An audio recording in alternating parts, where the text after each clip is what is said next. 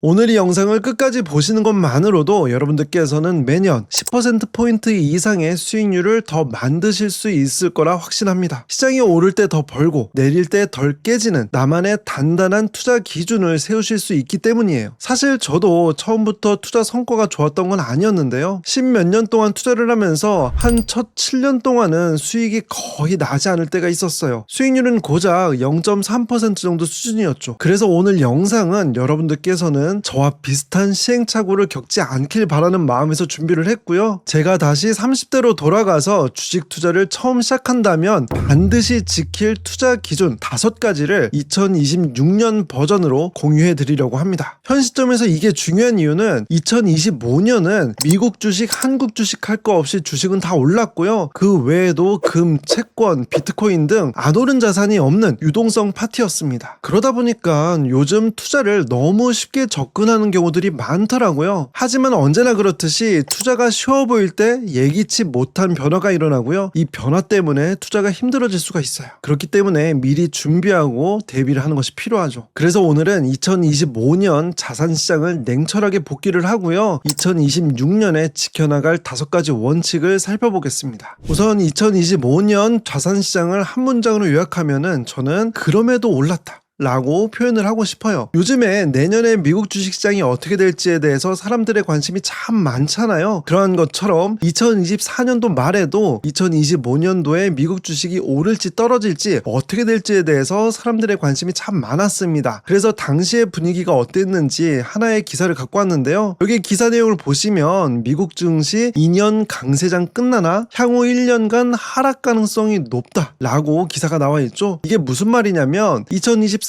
2024년도에 미국 주식들이 많이 올랐어요. 강세장이 일어났었죠. 그러다 보니까 과거 통계로 보면 2년 연속으로 강세장이 있었던 경우가 총 11차례가 있었는데 이 11차례의 경우에 3년차의 평균 상승폭은 5.2% 상승에 불과했다고 합니다. 그러니까 사람들이 기대하는 것만큼 많이 오르질 못했다. 왜냐? 그동안에 주가가 많이 올랐기 때문에 더 오르는 거에 대해서 부담감을 느끼는 그러한 상태였다 라고 요약을 할 수가 있어요. 그리고 실제로 당시에도 빅테크 기업들, AI 관련된 기업들 주가가 많이 오르면서 미국 주식들이 버블이 꼈다, 고평가이다 라는 논란이 계속 있었기 때문에 더 주가가 오르는 거에 대해서는 조금 어렵지 않을까 라는 예상이 전반적이었고요. 하지만 그럼에도 불구하고 미국 기업들이 실적이 잘 나오면서 주가는 더 올랐어요. 그리고 두 번째 키워드는 역시 믿을 건 미국 빅테크 주식이다 라는 점인데요. 지금 여기 그래프에 구글, 엔비디아, 테슬라 같은 미국 빅테크 기업들의 주가 성과와 S&P 500 그리고 중소형주에 집중 투자하는 ETF의 성과를 비교를 해보았습니다. 구글, 엔비디아, 테슬라의 경우에는 최근 1년 동안에 우리나라 투자자분들께서 가장 많이 투자를 한 빅테크 기업들이고요. 이들의 성과는 구글 65%, 엔비디아는 36%, 테슬라는 21%의 성과를 나타내면서 S&P 500 17%, 중소형주 13%보다 훨씬 뛰어난 성과를 보였어요. 그러다 보니까 역시 빅테크 기업은 묻고 따지지 말고 계속해서 매수를 하면 결국에는 시장 평균인 S&P 500보다도 더 좋은 성과가 날 가능성이 높아 라고 생각을 하기가 쉬운 거고요. 그리고 특히 이 구글, 엔비디아, 테슬라 그리고 S&P 500의 경우에는 대형주 중심의 투자를 하거든요. 반면에 중소형주 중심의 투자를 하는 ETF 13%의 성과보다 이 대형주 중심의 투자가 훨씬 좋은 성과를 내면서 미국 주식은 중소형주보다는 대형주 위주로 투자를 해야 되고 그리고 그 대형주 중에서도 빅테크 기업으로 모아갔을 때 안정적이면서 좋은 성과를 낼 수 있어 라는 생각을 갖기가 쉬웠던 해였습니다. 그리고 마지막 세 번째 키워드는 현금은 쓰레기다 라는 점이었어요. 저 개인적으로는 이러한 표현을 별로 좋아하지는 않는데요. 이러한 분위기가 형성된 그 배경을 살펴보면 지난 1년 동안에 가장 가격이 많이 오른 자산이 뭘까요? 미국 주식?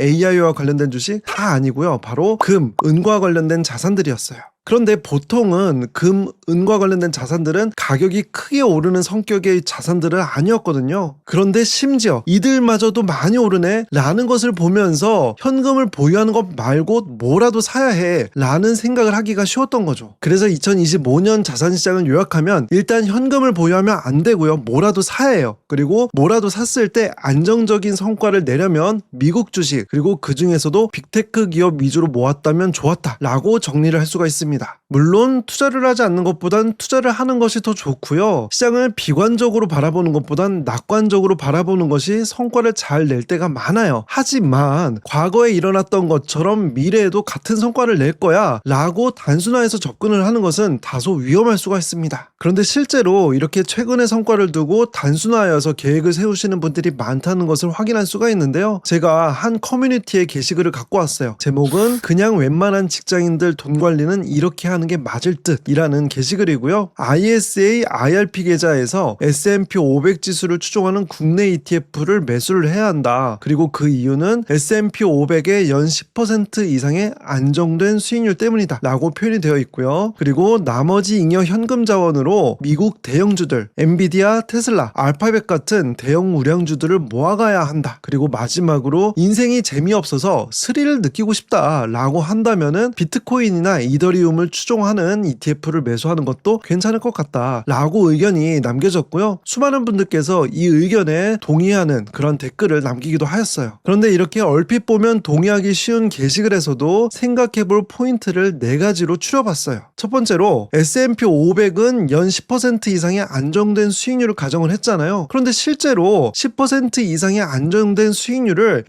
2026년에도 가능할까? 라는 점 충분히 생각해볼 수 있는 포인트이고요. 그리고 두 번째, 미국 대형주들을 모아가야 한다라고 되어 있는데 미국 대형주들을 모아간다면 당연히 더 좋은 성과를 기대할 수 있을까? 시기에 따라서 달라지는 것은 아닐까? 라는 것도 생각해볼 포인트겠죠. 그리고 세 번째, 여기에 스릴을 느끼고 싶으신 분들께서는 암호화폐 투자하는 것도 고려할 수 있다라고 되어 있는데 근데 여기에 전제는 뭐냐면요. 암호화폐 스릴을 느낀다 라는 것은 그만큼 위험할 수가 있다 라는 것이 전제가 되는 거고요. 그럼에도 투자를 한다 라는 것은 더 큰 수익을 기대를 할 수 있다. 이것이 전제가 되는 것인데 과연 앞으로 투자를 했을 때 과거만큼 더 큰 수익을 추구를 할 수 있을까? 이 부분도 충분히 생각해 볼 필요가 있겠죠. 그리고 네 번째, 지금 ETF 투자를 한 다음에 남는 현금으로 미국 대형주들 모아가라 라고 되어 있는데 ETF, 개별 주식, 그리고 현금을 보유한다면 이들에 대해서 어떻게 배분을 해야 할 것인가? 이 부분도 투자를 하면서 매우 중요한 부분 중에 하나예요. 그래서 이 4가지 내용을 2026년 버전으로 고민할 필요가 있는 거겠죠. 2026년에 광화문 금융러가 30대 직장인으로 돌아간다면 가장 먼저 할 것 첫 번째는 돈의 유통기한을 확인하는 거예요. 돈의 유통기한을 확인한다는 건 우리가 우유를 마시기 전에 유통기한을 확인을 하잖아요. 그만큼 먹을 수 있는 기한이 어느 정도 남았는지를 확인을 하죠. 이러한 것처럼 투자를 할 때에도 내 투자 가능 금액이 얼마나 투자를 할 수 있는 자금인지를 확인을 하고 투자를 하는 것, 이것을 돈의 유통기한을 확인을 한다 라고 표현을 하였습니다. 특히 요즘에 이러한 질문을 주시는 분들이 참 많습니다. 제가 한 1년에서 2년 정도 투자를 할 수 있는 돈이 있는데 S&P 500 투자는 안정적이라고 들었어요. 그러니까 딱 1년에서 2년 정도 S&P 500에 투자를 해도 괜찮을까요? 라는 질문이죠. 그런데 과거 사례로 보면은 사실은 1년, 2년 동안 투자를 했을 경우에 손실을 볼 수 있는 확률이 20에서 30% 정도였어요. 하지만 이분들께서 S&P 500에 1, 2년 정도 투자를 하자라고 생각을 하는 이유는 뭐냐면은 최근 몇 년 동안에 S&P 500이 꾸준히 오르는 모습을 보았기 때문에 그렇습니다. 하지만 이렇게 질문하시는 분들 중에 20에서 30%의 확률로 손실이 나는 것을 감수하실 수 있는 분들은 많지가 않거든요. 그렇다면 내가 주식 투자를 하기 전에 어느 정도 기간 이상의 투자를 할 수 있는 금액으로 투자를 해야 하는가, 그 기준을 살펴보면 저는 적어도 5년 이상 투자를 할 수 있는 금액이라고 말씀을 드리고 있어요. 그게 왜 그러냐면은 주식시장에 가장 거품이 많이 끼었을 때를 닷컴 버블에 많이 비유를 합니다. 2000년대에 미국 주식들의 거품이 많이 끼었던 최고점이 있었고요. 그런데 그 이후로 거품이 꺼지면서 주가가 오랜 기간 동안 하락을 하였고, 지금 보시는 그래프처럼 2000년도에 이렇게 전고점을 찍고 그 이후로 다시 회복을 하기까지 7년의 기간이 걸린 것인데요. 근데 우리가 보통은 한번 투자를 하고선 그냥 까먹는다 라는 개념보다는 투자를 한 이후에 많이 떨어지면은 한두 번 정도 물타기를 하기도 하고요. 그리고 적립식으로 매수하시는 분들도 많죠. 그렇기 때문에 한 5년 동안 투자를 하면은 내가 손실을 보지 않고 수익의 확률이 훨씬 커질 가능성이 높습니다. 그래서 최근에 미국 주식시장은 매우 낙관적이지만 그럼에도 불구하고 예기치 못한 하락장이 펼쳐질 수 있기 때문에 적어도 5년 이상 투자 가능한 금액으로 투자를 하자라는 것이 매우 중요한 첫 번째 스텝입니다. 그러면 이렇게 5년 이상의 투자 가능한 금액으로 투자를 한다라는 것이 전제가 되었을 때 그 다음 단계는 잃지 않는 투자의 시작 70%, 15%, 15%의 룰을 지키는 거예요. 이게 뭐냐면 ETF에 투자하는 비중 70%, 개별 주식에 투자하는 비중 15%, 그리고 나머지 15%는 현금으로 보유하는 것, 이 배분을 말하는 것인데요. 이 배분이 중요한 이유는 크게 세 가지예요. 일단 첫 번째는 조급함을 줄일 수가 있다는 점인데요. 여러분들 중에 나는 초보 투자자이니까 개별 종목에 투자를 하지 못하고 ETF 투자가 적합해 라고 하면서 주식 투자를 시작하시는 분들이 참 많습니다. 그런데 ETF 투자를 하면서 수익이 나잖아요. 그러면은 동시에 개별 주식에서 단기간에 큰 수익을 내는 종목들이 하나씩 눈에 들어오기 시작해요. 그러면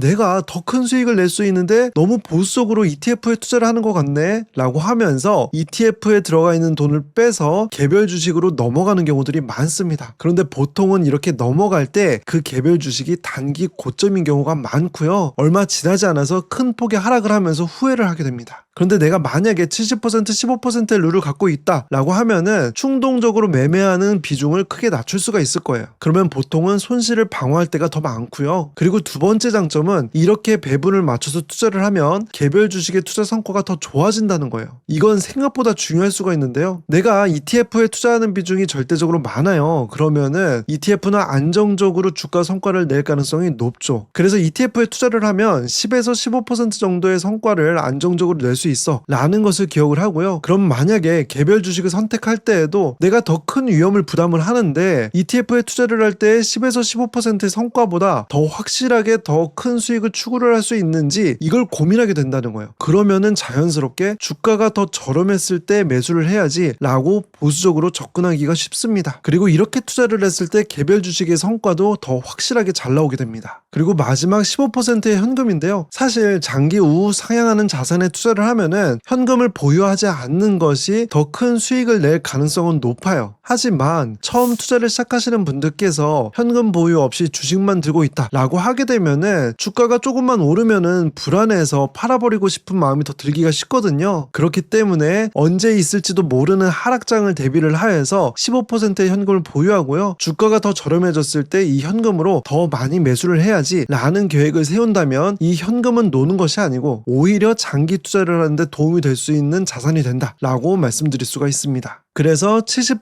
15%, 15%의 비율을 잘 지켜나가는 것이 두 번째 단계이고요. 그리고 세 번째 스텝은 2026년에 맞는 S&P 500 투자를 한다 라는 점인데요. 우리가 앞에 게시글 해서 S&P 500에 투자를 하면 10%의 안정적인 성과를 거둘 수가 있다 라는 표현이 있었잖아요. 그런데 이것은 반은 맞고 반은 틀린 표현이다 라는 것을 이 그래프를 통해서 알 수가 있습니다. S&P 500의 연도별 성과를 갖고 온 거고요. 보시면은 2001년도, 2년도에는 마이너스 11%, 마이너스 22%의 하락을 했고요. 2008년도에는 마이너스 37%, 2022년도에는 18%의 하락을 했죠. 그리고 주가가 오를 때에는 10%보다 훨씬 많이 오르기도 하였어요. 2003년도에 28.68%, 2013년도에 32%, 그리고 2019년도에 31%가 넘는 성과를 보였죠. 이런 것처럼 주가 성과가 날 때는 2에서 30% 정도 오르고 떨어질 때는 10에서 20% 정도 하락을 하면서 이것의 평균인 연평균 수익률 10%를 기대를 할 수 있다 라는 거예요. 그리고 해마다의 성과를 봤을 때 10%의 수익률은 거의 달성했던 적이 없어요. 2004년도에 10.88%, 2016년도에 11.96% 정도가 비슷하고요. 나머지는 들쭉날쭉하죠. 그래서 제가 첫 번째 스텝에서 적어도 5년 이상 투자를 할 수 있는 금액으로 투자를 해야 한다 라고 말씀을 드렸던 것도 한 5년 정도 투자를 하면은 평균 10%에 맞춰서 투자를 할 수가 있기 때문이다 라고 볼 수가 있는 거예요. 근데 보시는 것처럼 S&P 500의 성과가 해마다 편차가 꽤 크다는 것, 이 내용을 확인할 수가 있는데요. 그 이유를 딱 한 단어로 압축할 수가 있습니다. 바로 대형 기술주 위주로 투자를 한다 라는 점인데요. 그 내용을 다음 페이지에서 설명을 드릴게요. 우리가 일반적으로 알고 있는 S&P 500 지수는 시가총액 가중 방식, 그러니까 시가총액이라고 하는 것은 기업의 규모이다 라고 볼 수가 있거든요. 그래서 기업의 규모가 큰 기업에 투자하는 비중이 더 많다. 그렇기 때문에 대형주 위주로 투자를 하게 됩니다. 대형주의 투자 비중이 81%가 넘는 것을 확인할 수가 있고요. 그리고 여러 주식에 투자를 하지만 그 중에서도 기술주에 투자하는 비중이 35%가 10%가 넘어요. 그렇기 때문에 대형 기술주 위주로 투자를 한다라고 볼 수가 있는 것이고요. 뭐든지 한쪽 방향에 집중적으로 투자를 한다라고 하게 되면은 변동성은 커질 수가 있는 것처럼 대형 기술주 위주로 투자를 하니까 S&P 500 지수는 해마다의 성과가 편차가 크다라고 볼 수가 있는 것이죠. 이와 다른 개념이 동일가중 방식인데요. 동일가중 방식은 말 그대로 기업의 규모와 상관없이 동일한 비중으로 투자를 하는 방식이에요. 그러다 보니까 대형주 위주로 또는 기술주 위주로 투자를 하는 것이 아니라 골고루 분산 투자를 할 수가 있는 것이고요. 그러다 보니까 성과 자체도 안정적으로 낼 가능성이 높아지는 거예요. 그리고 특히 현재의 대형 기술주들은 주가가 너무 많이 올랐다라는 부담감이 있거든요. 그래서 이러한 부담감을 느끼게 된다면은 오히려 동일가중 방식의 S&P 500 ETF를 선택하는 것이 더 합리적일 수가 있습니다. 하지만 한편으로는 동일가중 방식 자체가 생소하다 보니까 그거 S&P 500 우리가 알고 있는 것보다 성과가 잘 안 나는 거 아니야? 라고 생각하실 수도 있는데요. 한 20년 동안의 장기 성과로 보면은 시가총액 가중 방식은 11.33% 그리고 동일가중 방식은 11.27%로 거의 차이가 없었어요. 그래서 내가 앞으로 어떠한 투자를 하고 싶은지 여기에 초점을 맞추는 것이 좀 더 합리적이고요. 하지만 최근의 성과가 대형주들이 더 좋았기 때문에 그래도 대형주 위주로 투자하는 것이 맞지 않을까 라고 생각하실 수도 있을 것 같아서 제가 다음 자료를 보여드릴게요. 지금 보시는 표는 과거 미국 주식시장에서 대형주가 더 잘 올랐던 시절 그리고 중소형주가 더 잘 올랐던 시절을 구분한 표인데요. 파란색은 중소형주가 더 잘 올랐던 시기, 빨간색은 대형주가 더 잘 올랐던 시기입니다. 그런데 보시면은 파란색과 빨간색이 어느 한쪽이 계속 유지가 되는 것이 아니라 교차되면서 진행이 되는 것을 확인할 수가 있죠. 그만큼 대형주가 많이 올랐던 시기가 지나가면은 중소형주가 더 많이 오르는 시기도 오고 그리고 그 반대의 경우도 계속해서 반복이 된다라는 것을 확인할 수가 있어요. 그래서 최근의 성과가 기준이 되는 것이 아니라 앞으로 내가 어떠한 투자를 하고 싶은지 이게 더 중요한 포인트예요. 그리고 네 번째 단계는 대형 우량주에 투자를 하는 것, 내가 어떠한 투자를 하는지 그 성격부터 파악을 하시라 라는 건데요. 최근 5년 동안에 우리나라 투자자분들께서 가장 많이 매수한 미국 주식이 바로 테슬라였습니다. 이 테슬라의 경우에는 전기차 사업뿐만 아니라 로보택시, 휴머노이드 로봇 사업까지 하면서 앞으로 성장 가능성이 무궁무진하다라고 이야기가 많이 되는 주식 중에 하나인데요. 그런데 우리나라 사람들이 본격적으로 많이 투자를 했던 2021년도 이후 5년 동안의 성과를 보면은 상대적으로 그렇게까지 매력적이지 않은 기업이다라고 보는